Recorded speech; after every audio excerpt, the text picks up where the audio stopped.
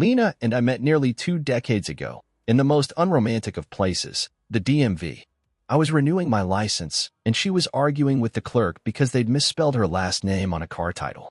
I couldn't help but smile watching her, completely frustrated, but somehow still polite, her sarcasm laced with charm. We ended up in line next to each other, and I made some lame joke about how we were surviving hell together. She laughed. That laugh still gets me. We ran into each other again the next weekend, completely by chance, at a mutual friend's cookout. After that, it didn't take long. Our first real date was coffee that turned into dinner that turned into walking around the city until midnight. We just clicked. Everything with her felt easy. We got married 3 years later, small wedding at a local vineyard. It was a clear October day, not too cold, not too warm. We wrote our own vows, and I cried through half of mine. I'm not embarrassed by that. It was one of the happiest days of my life.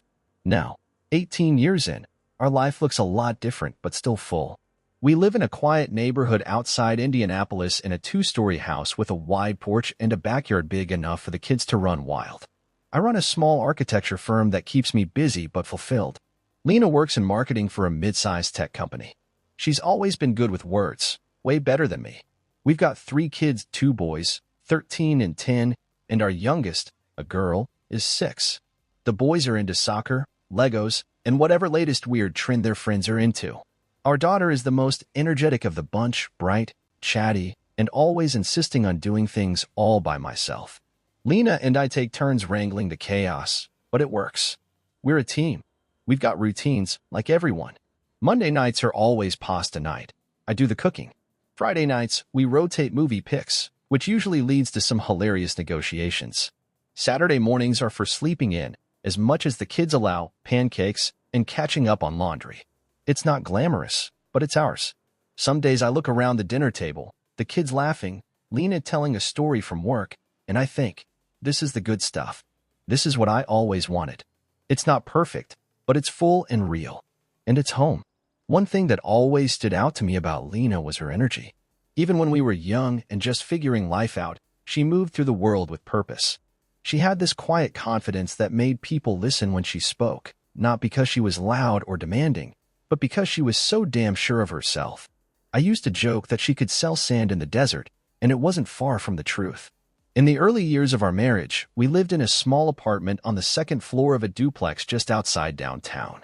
It had creaky floorboards and a bathroom you had to shimmy sideways to get into, but we loved it.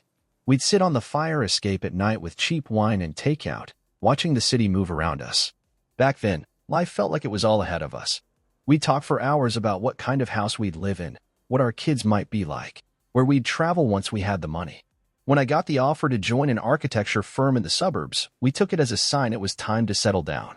We bought our first house 2 years later, a fixer-upper that came with an overgrown backyard, an ancient furnace, and exactly the kind of potential we were looking for. I handled most of the renovations, with Lena cheering me on from the sidelines or helping where she could, often with a paintbrush in one hand and a glass of wine in the other. That house became our first real home. When our first son was born, everything shifted. I remember holding him for the first time and thinking, how do I make sure I never let this little person down? Lena, somehow, was a natural. She adjusted quickly even when things got messy or exhausting. I always admired that about her, her ability to adapt and handle whatever life threw at her. By the time our second son came along, we were in a rhythm. And when our daughter surprised us a few years later, we just folded her into the chaos. Our family grew around us like a garden, noisy, beautiful, and a little unpredictable. Lena and I balance each other well. I'm more reserved, methodical, probably a little too serious at times. She's all warmth and momentum. I anchor her, and she pushes me to move. We've always said that we work because we're different in the right ways. At night, after the kids are in bed and the dishwasher's humming in the background, we sit on the couch and decompress. Sometimes we talk about our day. Other times we just sit in silence, each reading or scrolling or just being. There's a kind of peace in those moments that I never take for granted. Every now and then, we'll flip through old photo albums or scroll through the cloud storage where we keep all our pictures. Birthdays, vacations, first days of school. One of my favorites is from our 10th anniversary. We took a road trip up the coast, just the 2 of us. No schedule, no plans, just a rental car and wherever the road led. We ended up at this tiny bed and breakfast in a sleepy town with the best clam chowder I've ever had. It was one of those trips that doesn't sound like much, but it stayed with me. I guess I'm just saying, we've built something real. 18 years isn't just a number, it's a life. Our life. If you ask me what the best part of marriage is, really, truly, it's not the big moments. Not the vacations or anniversaries, or even the birth of our kids, as incredible as those were. It's the 1,000 tiny habits we've built around each other without even thinking. It's how she always taps twice on the coffee mug before pouring, how I always leave the porch light on if she's out late. It's the shorthand we speak in, the glances that say entire sentences, the jokes no one else would ever understand. Life with Lena has always had its rhythm. She's the kind of person who keeps a paper planner even though she has a digital calendar. I used to tease her about it, told her she was the only millennial keeping office supply stores in business, but now I find it comforting. That planner sits on our kitchen counter, flipped open to the current week, full of scribbled appointments, meal plans, reminders to buy wrapping paper, or email school nurse. Our life, on paper. I think we've always been good partners in the trenches. That's what it feels like sometimes, parenting, working, juggling the day-to-day chaos. It's a war fought with mismatched socks, school fundraisers, and laundry that never ends. But we've always had each other's back in it. We try to give each other space, too. Lena goes to a yoga class a couple times a week and grabs coffee with a few of her coworkers afterward. I have my Saturday mornings in the garage with my tools and podcasts. It's not extravagant, but those small escapes help us reset. One thing people always notice when they come over is how warm our home feels. That's Lena's doing. She's not a designer, but she has this natural sense of comfort. Cozy blankets thrown over chairs, framed photos in every hallway, little seasonal touches, pumpkins in October, fresh pine in December. She has a way of making spaces feel lived in, loved. Our kids are, for lack of a better word, loud. They argue, they laugh, they turn every room into a disaster within minutes. But they're good kids. Kind, curious, affectionate. Lena's the fun parent, I'll admit it. She's the one who makes up bedtime stories with wild plot twists, who lets them eat breakfast for dinner, who's always got glitter on her fingers from helping with school projects. I'm more structured. Homework first, veggies before dessert, but they know I'd do anything for them. We both would. Sometimes after the kids are down and the house finally quiets, Lena will lean against the kitchen counter and just sigh. One of those long, tired, but satisfied sighs. She'll say, "We're doing okay, right?" And I'll say, "Yeah, we are." I believed it every time. It started subtly. Little things. The kinds of shifts you could easily chalk up to stress or exhaustion or a busy season at work. And that's exactly what I did at first. I'm not the type to jump to conclusions, and I've never been what you'd call jealous. But something about Lena's energy started to change, and I couldn't help but notice. It was small at first. She was distracted more often, especially in the evenings. Normally we'd talk a little before bed, scroll side by side, maybe watch something together. Lately, she'd be on her phone more than usual. Not in a weird way, just absorbed. Lots of quiet typing, half smiles, turning her screen away when one of the kids wandered by. I didn't think much of it until one night when I asked her what she was laughing at. She looked up like I'd startled her, then said, "Oh, just a meme Amanda sent." I nodded, but something felt off. Amanda is one of her coworkers, but Lena always thought her sense of humor was dry. Just a tiny red flag. Probably nothing. Then she started dressing a little differently. Not in a flashy way. Lena's always been effortlessly stylish, but I noticed a few new pieces I hadn't seen before. New perfume, too. It wasn't the one she'd worn for years. I made a comment, lighthearted, something like, "Ooh, who's this new version of my wife?"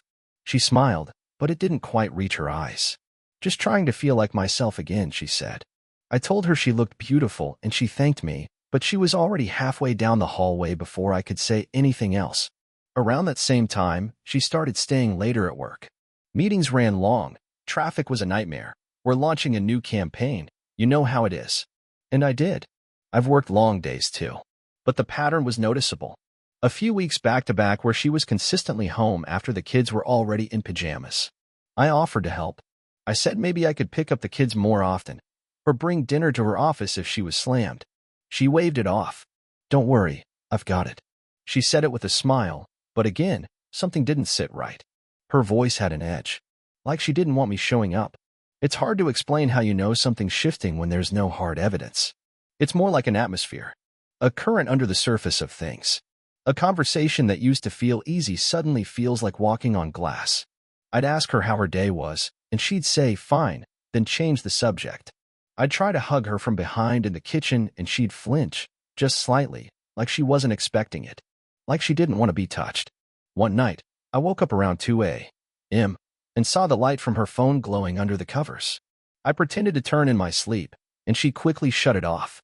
My heart was beating a little faster than it should have. The next morning, I told myself it was probably just insomnia. Stress. Maybe a work thing. But here's the thing, Lena's never been secretive. That was one of the things I loved most about her. She's straightforward, open, easy to read. Or at least, she used to be. Now, I don't know. I feel like I'm suddenly on the outside of my own life, watching someone I know become someone I don't quite recognize. And maybe that's nothing. But maybe it's not. I've never been good at sitting with uncertainty. I'm the kind of person who likes things in order, plans, schedules, structure. I don't like guessing games, and I especially don't like feeling like I've missed something important. Lately, though, I've been living in a fog of something's not right, and I can't tell if I'm being paranoid or paying attention for the first time in a long time. It's in the quiet spaces between us now. At the dinner table, Lena is there physically, but her mind seems somewhere else. She still asks about the kids' days, still laughs at their stories, but when she looks at me, there's something distant in her eyes. Like she's trying to remember how she's supposed to look at me, not actually feeling it. I tried bringing it up, gently. A few nights ago, after the kids were asleep and the house had finally settled into its usual stillness, I said, "Are we okay?" She looked up from her phone and blinked like I'd just yanked her out of another world. "What do you mean?" "I don't know.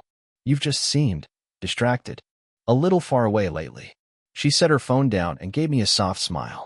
"It's just work. Things are stressful. I'm sorry if I've been weird."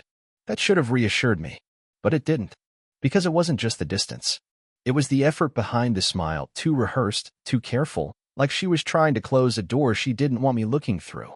I keep catching her in those in-between moments. Sitting in the car in the driveway just a few seconds too long after coming home. Glancing at her phone with this little flicker of anxiety before turning it face down. There's a nervous energy around her now, like she's waiting for a shoe to drop that I don't even know I'm holding. Last weekend, we had a neighborhood cookout. Everyone was there, kids running around, dads clustered near the grill, moms on folding chairs drinking white wine out of solo cups. Lena was her usual charming self, chatting and laughing, but at one point I saw her talking to a guy I didn't recognize. Tall, mid-30s maybe, casual but put together. Nothing strange about the conversation except the way her body changed. The way she leaned in, touched her necklace, bit her lip when she smiled. It hit me all at once. I hadn't seen her smile at me like that in a long time. I told myself I was being ridiculous. He was probably someone's cousin or a coworker's husband. But that night, I couldn't shake the image. Not because she did anything wrong, not really. Just because it reminded me of a version of her I hadn't seen in months, and the fact that it came out so easily with a stranger made me wonder what part of me she was no longer responding to. I've started sleeping later in the mornings. Not because I'm tired, just because lying there with her next to me and not knowing how to reach her is harder than facing another hectic day at work. I miss her. That's the strangest part. She's right here, but I miss her all the time. I keep trying to talk myself out of it. Maybe she's just burned out. Maybe we've both fallen into the routine too deeply. Maybe I'm overthinking, looking for a problem where there isn't one. But that whisper of doubt is louder now. And once it starts, it doesn't go away. It spreads into everything. Every laugh that sounds forced, every silence that lasts a little too long, every moment that feels like a missed connection. I don't know what's happening, but I can't shake the feeling that something is. There's something uniquely painful about missing someone who sleeps beside you every night. I keep trying to tell myself this is just a phase, that every long marriage goes through seasons of disconnection. Stress, kids, work, they all pull at us in ways we never expect. But deep down, I know this is different. It's not just a lack of connection. It's the presence of something else. Something I can't name but feel in my bones. Lena and I used to talk about everything. That was always our thing, the long conversations, the deep dives into dreams, fears, stupid hypotheticals. Now I feel like I'm walking through fog, trying to find her. I ask how her day was and she gives me a version of it, stripped and polished. I try to joke with her and get a polite laugh. She's not cold. She's just not present. It's like talking to someone behind glass. Last Tuesday, I came home from work a bit earlier than usual. I'd forgotten my laptop charger and swung by to grab it before heading to a site meeting. Lena was supposed to be working from home that day. I found her sitting on the couch, legs tucked under her, phone in hand. She jumped a little when I walked in. "Hey," I said casually. "Didn't mean to sneak up on you." She smiled too quickly. "Just answering work stuff. Everything okay?" I nodded and grabbed my charger from the kitchen counter. I noticed she kept the phone in her lap, angled away from me the entire time we spoke. Maybe that's nothing. Maybe I'm just hyper-aware now. But it stayed with me. That night, she said she was tired and went to bed early. I sat on the couch with the TV on mute, just listening to the sounds of our house. The creak of pipes, the buzz of the fridge, the quiet shuffle of her moving around upstairs. I used to find comfort in that stillness. Lately it makes my chest ache. Even the kids seem to sense something's off. Our oldest asked me last weekend if Mom was mad at me. I asked why he thought that, and he just shrugged. "She's always looking at her phone, and she's kind of grumpy when you're around." I told him sometimes grown-ups get stressed, just like kids do. He nodded, but I could see he didn't buy it. Neither do I. It's not even the phone that bothers me most. It's how careful she's become with it. The way she takes it with her to the bathroom now, how she turns off notifications when she's around me. She says it's to focus, that she's trying to unplug a bit when she's home. But it doesn't feel like that. It feels like something else. Last night, I dreamed we were lost in a crowd. I kept calling her name, and she kept looking around like she couldn't hear me. At one point, I was right behind her, reaching for her hand, but she kept walking, smiling, laughing, just not with me. When I woke up, she was already out of bed. I lay there staring at the ceiling, wondering when things changed. Not dramatically, just enough to tilt everything out of place. I'm not looking for drama or secrets or betrayal. I'm just looking for my wife. And I'm terrified she's already somewhere else. I never thought it would come to this. Even just writing those words makes me feel like I'm betraying something sacred. I feel sick, hollow, guilty, and yet I can't ignore what's been building inside me. I've always believed that trust is the foundation of everything. You don't survive 18 years of marriage without it.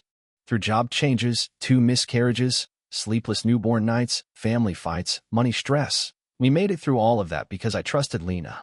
Completely. Without hesitation. I never doubted her loyalty. Never questioned her love. But lately, I can't stop questioning everything. I find myself replaying memories in my head, scanning them like evidence. Looking for some moment I missed. A clue. Something in the background. Something I brushed off at the time. I know how that sounds. Paranoid. Desperate. But when the person you love starts looking at you like a stranger, it does something to your mind. It changes the way you remember things. A few nights ago, I was watching our daughter sleep, her tiny hand curled around the edge of her blanket, her mouth half open, soft breath steady and rhythmic. And this thought just crept in. She doesn't look like me. I shoved it down as fast as it came. Hated myself for even thinking it. But it was there. And it didn't leave. It's not just her. I started thinking about the boys too. Our oldest has Lena's face, no doubt, same smile, same sharp little chin. But our middle one? I don't know. He's always looked a little different. People used to say he must look like my side of the family. I used to take that as fact. Now I hear it again in my head and wonder if it was something else. Something I didn't want to see. Last weekend, Lena was out most of Saturday. Said she was meeting a friend from college who was in town for the weekend. She didn't offer a name. I didn't ask. I didn't want to start a fight. When she got home that evening, the kids ran to her and she lit up the way she always does when she's around them. And I just stood there, feeling like I was watching someone else's life play out. That night, I couldn't sleep. I lay awake staring at the ceiling, heart racing, thoughts looping like static.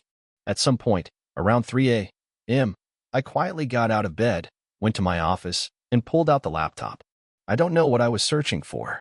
I opened a tab and just sat there. Then I typed, "at-home paternity test." I stared at the screen for what felt like an hour. Closed the tab. Reopened it. Closed it again. Eventually, I ordered one. Just sat there in the dark afterward, feeling like the worst version of myself. It arrived 2 days ago. I haven't opened the box yet. I don't even know what I want the results to say. I don't want them to prove anything. I don't want to feel validated. I want this to be in my head. I want to feel ashamed for ever doubting. But I also need to breathe again. Because right now, I can't. I'm living in this terrible in-between. No answers, no clarity, just this relentless sense that the life I thought I had might not be the one I've been living at all. I haven't told anyone, not even my closest friend. I feel like I'm about to step off the edge of something, and there's no going back once I do. But I think I'm going to do it. The results came in this morning. They arrived in a plain envelope, no markings, no warning, just another piece of mail dropped through the slot like any other Tuesday. I stared at it for a while, sitting at the kitchen table with a cup of coffee I forgot to drink. The envelope was thin, light. You wouldn't think it could hold the weight of an entire life. But it did. My hands didn't tremble. They were steady. Numb, almost. I tore the flap open slowly, deliberately, like dragging out a funeral march. Reading it didn't take long. A few sentences. Clean, clinical language. Probability of paternity, 0%. And then, 2 more times. 3 lines. 3 names. 3 zeros. That was it. I reread the results over and over again, as if the words might change if I stared long enough. As if maybe I'd made a mistake, misread a number, misinterpreted the language. But I hadn't. I understood it just fine. None of them are mine. Not my son's. Not my daughter. Not a single one. I don't know how long I sat there. The kitchen was quiet except for the low hum of the refrigerator. Outside, I could hear the sound of our neighbor mowing his lawn, like the world was just going on. Like it didn't just collapse under my feet. Like the past 18 years hadn't just dissolved in my hands. I couldn't move. Couldn't think. I just kept hearing their voices in my head, all 3 of them. Little flashes of memories, like home videos flickering behind my eyes. My oldest, holding my hand before his first day of kindergarten. My middle son, laughing so hard at a fart joke he snorted milk out of his nose. My daughter, whispering, "I love you, Daddy," half asleep during a storm. My daughter. Jesus. I should have been angry. I should have been screaming. But all I felt was the sharp, cold silence inside me, like someone had turned off a switch. My hands rested flat on the table. The envelope lay open, flayed and ugly. I thought about the day Lena told me she was pregnant with our first, how her eyes welled up, how she pulled me into the tightest hug I've ever felt. I thought about the names we debated for weeks, the ultrasounds we framed, the midnight diaper runs, the hospital visits, the birthday parties, the tiny handprints painted on paper in our hallway. None of it was real. Or maybe it was. Maybe the moments were real and just the foundation was a lie. But what does that even mean? I was a father, wasn't I? I showed up. I did everything. Every scrape, every story, every hard conversation. I was there.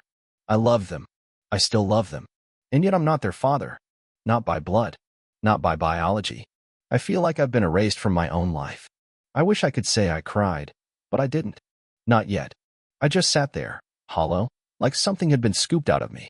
The betrayal doesn't come in one crashing moment. It seeps in. It spreads through your chest, slow and cruel. It rewrites every memory with a sharp red line. All the moments I thought were ours, all the milestones, now I wonder who she was thinking of. Who she was really tied to. Who the real father is. Or fathers. I don't even know how many lies I've lived through. 1? 3? 15 years worth? I keep glancing upstairs, where Lena is still asleep. The kids are at school. It's just me in this house that feels unfamiliar now. Foreign. The kitchen where I made pancakes. The hallway we painted together. Our bedroom.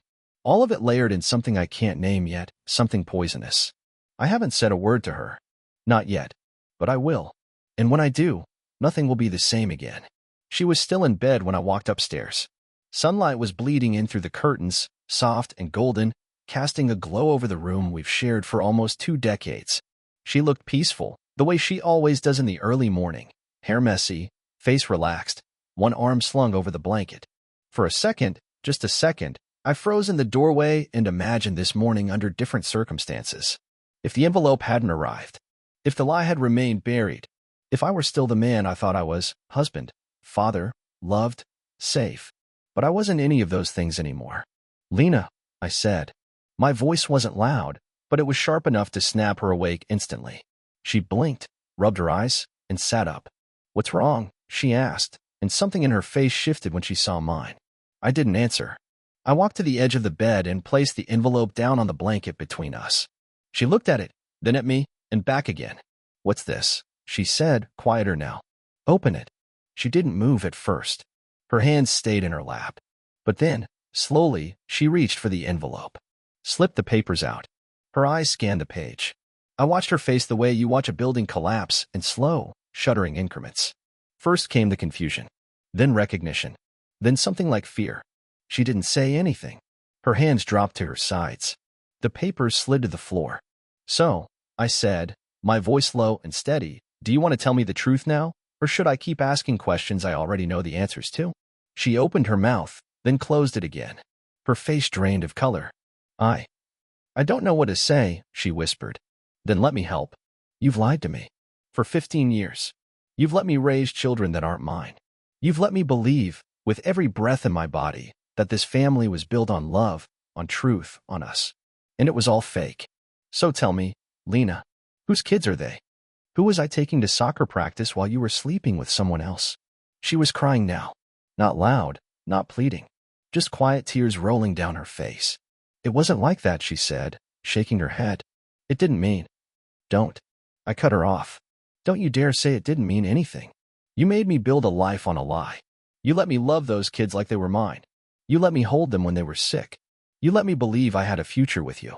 And the whole time, you knew. You knew." She started sobbing then, full-bodied, collapsing in on herself. I didn't move to comfort her.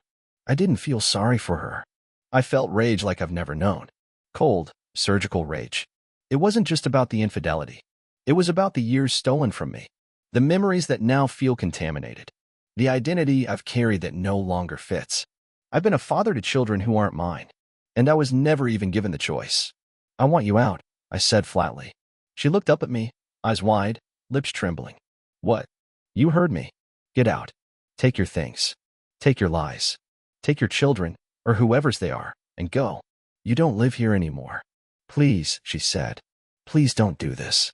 We can talk about it. You still love them. You're still their dad. We can figure it out, I promise." "No," I said, louder now. "You don't get to make promises. You used all of those up." She reached for me, and I stepped back. "I mean it. You need to leave. Today."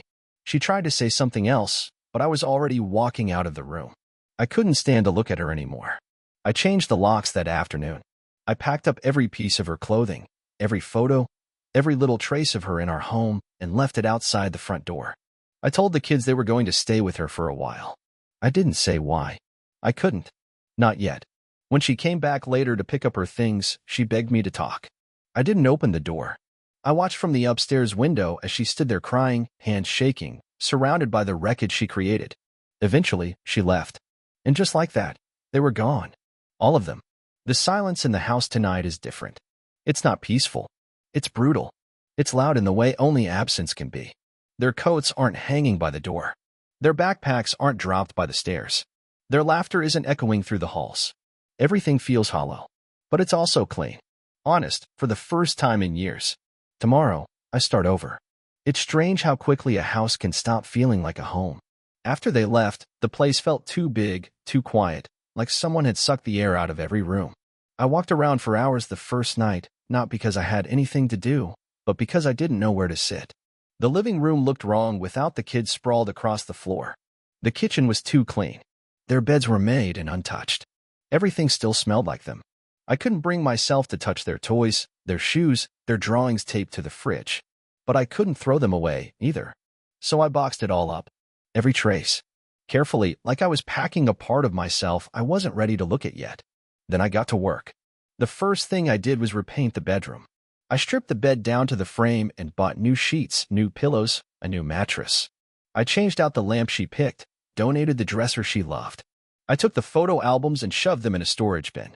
I didn't want to erase the past. I just couldn't sleep inside it anymore. I started waking up early again, hitting the gym before sunrise. It felt good to be sore for reasons I could control. I called old friends I hadn't seen in years and told them the truth, not the sanitized version, but the real one. A few were shocked.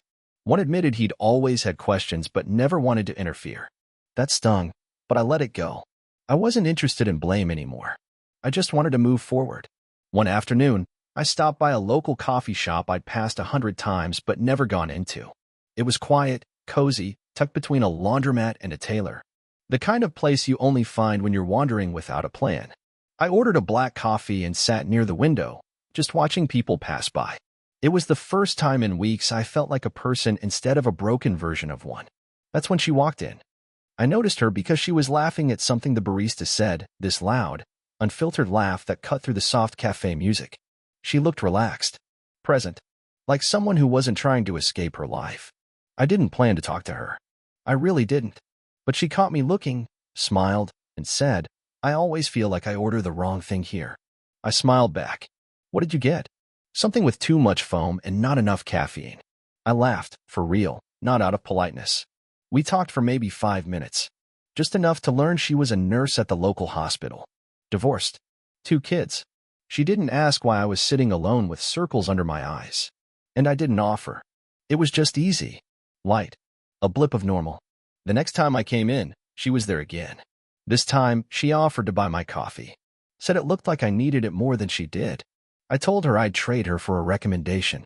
She grinned and handed me a sticky note with a drink name and her number written underneath. Her name is Julia. We've only talked a few times since then, 1 coffee, a few texts. Nothing serious. I don't even know what I'm looking for. But it's something. A spark. A reminder that life still holds surprises, that not every ending leads to isolation. She's kind. Grounded. No games, no performance. Just human. I still have hard days. I miss the kids more than I can explain. I miss who I thought Lena was. I miss who I used to be. But now, when I wake up, I feel something I haven't felt in a long time. Hope. It's been 4 months since the envelope arrived. 4 months since everything I believed about my life was split wide open. People ask if I'm okay, and I say yes, because I am, mostly. But that word doesn't quite cover it. Okay, sounds like something you reach and stay at.